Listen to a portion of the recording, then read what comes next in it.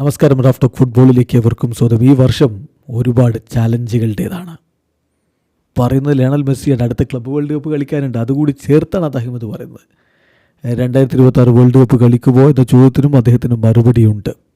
അദ്ദേഹത്തിൻ്റെ വാക്കുകളിലേക്കൊന്ന് പോകാം.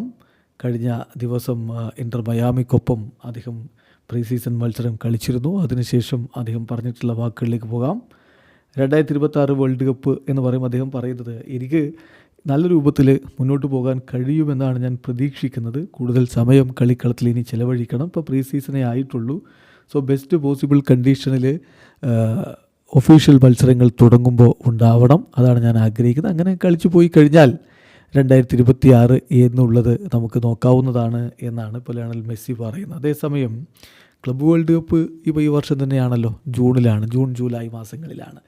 അവിടെ അർജൻറ്റീനയിലെ 2 വമ്പൻ ക്ലബ്ബുകളുമായിട്ട് മുട്ടാനുള്ള സാധ്യത ഗ്രൂപ്പ് സ്റ്റേജിലല്ല, മുന്നോട്ട് പോകുമ്പോൾ സാധ്യതയുണ്ടല്ലോ. അപ്പോൾ ബൊക്ക ഓർ റിവർ പ്ലേറ്റ് ആരെങ്കിലും നിങ്ങൾക്ക് നേരിടേണ്ടി വരും. ആ കാര്യത്തിൽ നിങ്ങൾ എക്സൈറ്റഡ് ആണോ എന്ന് ചോദിക്കുന്നത്. അതിനാണ് മെസ്സി പറയുന്ന മറുപടി, അതിനു മുമ്പ് ക്ലബ്ബ് വേൾഡ് കപ്പിന് മുമ്പ് നമുക്ക് ഒരുപാട് മത്സരങ്ങളുണ്ട്. ഈ ഇയർ എന്ന് പറയുന്ന ഒരുപാട് ചലഞ്ചുകളുള്ളൊരു വർഷമാണ്. ക്ലബ്ബ് വേൾഡ് കപ്പ് അടുത്ത ജൂണിലാണ്. സോ ഞങ്ങളിപ്പം ഒരു ഡിഫിക്കൽട്ട് ഗ്രൂപ്പിലാണ് ക്ലബ്ബ് വേൾഡ് കപ്പിലുള്ളത്.